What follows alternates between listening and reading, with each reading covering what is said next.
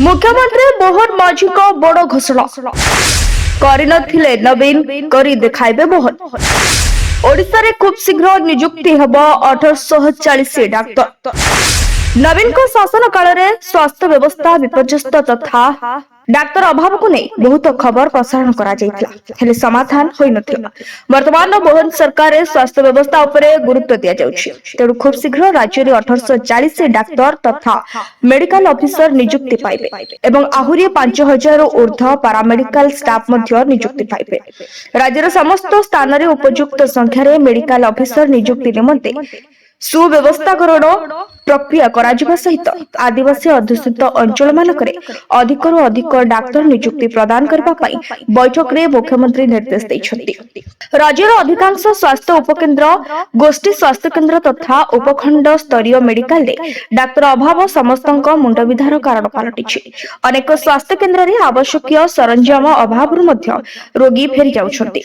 एथि पई सामना को आसीछि मुख्यमंत्री मोहन माझीको एही बड़ खबर। राज्य रे डाक्तर नियुक्ति नै बड़ घोषणा करिसेंती मुख्यमंत्री मोहन चरण माझी। मुख्यमंत्री मोहन चरण माझी अध्यक्षतार लोकसभा भवन ठारे राज्य स्वास्थ्य और परिवार कल्याण विभाग समीक्षा बैठक अनुष्ठित हो जाइछि। उक्त बैठक रे मुख्यमंत्री श्री माझी राज्य स्वास्थ्य सेवा व्यवस्था विषय आलोचना करी राज्य रे खाली पड़िथिबा विभिन्न डाक्तर पदवी और प्रोफेसर पदवी पूरण उपरे गुरुत्वारोप करथिले। तबे आमे एठी कहि रखुछु जे आगरु मध्य नवीन को शासन समय रे एभली बैठक बसिथिला हेले फल सुनथिला। नवीन को शासन काल रे बिजु स्वास्थ्य कार्ड लोकशांति अनुभव करुथिले किंतु एबेकार आयुष्मान कार्ड सेतिकी फलप्रद नुहे बोली सबुठी चर्चा होछि। ए बैठक रो आलोचना रो जणा पड़छि जे खूब शीघ्र राज्य रे 1840 डाक्तर तथा मेडिकल ऑफिसर नियुक्ति पाइबे एवं आहुरी 5000 ऊर्ध्व पारामेडिकल स्टाफ मध्ये नियुक्ति पाइबे। राज्यर समस्त स्थान रे उपयुक्त संख्या रे मेडिकल ऑफिसर नियुक्ति निमते सुव्यवस्थाकरण प्रक्रिया करा जिबा सहित आदिवासी अध्युषित अंचल मानकरे अधिकरु अधिक डाक्तर नियुक्ति प्रदान करबा पई ए बैठक रे मुख्यमंत्री निर्देश दैथिले।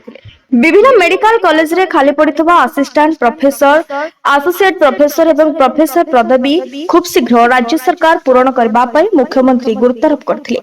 विभिन्न मेडिकल कॉलेज रे पीजी सीट संख्या वृद्धि मेडिकल कॉलेज रो भित्तिभूमि विकास स्वास्थ्य सेवा छड़ा अन्य आवश्यक पदवी पूरण और टेक्निकल स्टाफ को नियुक्ति संबंधी मुख्यमंत्री उक्त बैठक रे आलोचना करी एथि निमंते विभागीय प्रक्रिया को त्वरान्वित करबा को निर्देश दैथिले। प्रत्येक घटना प्रवण अंचल रे इंटीग्रेटेड ट्रॉमा केयर सेंटर स्थापन पई गुरुत्व देबा पई स्थान को डाक्तर माने जिबा पई अराजी होछथि। से स्थान मानकरे डाक्टर को प्रोत्साहन राशि वृद्धि करबा एवं आयुष डाक्टर को विभिन्न समस्या उपरे ए आलोचना होइतला।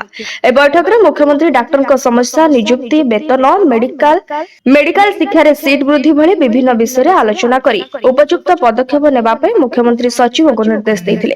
ए अवसर रे स्वास्थ्य मंत्री डॉक्टर मुकेश महालिंग मुख्य शासन सचिव मनोज आहूजा अर्थ विभाग प्रमुख शासन सचिव संजीव मिश्र मुख्यमंत्री का प्रमुख शासन सचिव शाश्वत मिश्र स्वास्थ्य विभाग कमिश्नर तथा सचिव असथ एस जातीय स्वास्थ्य मिशन निर्देशिका डॉक्टर बृंदाटी Odisha state medical corporation limited रो परिचालना निर्देशिका डॉक्टर प्रोमा टुडू प्रमुख बैठक उपस्थित थिले। तबे देखिबा को बाकी रहिला आगो को ए निर्देश पालन हेउछि ना अभाव रे समय बीती जाउछि।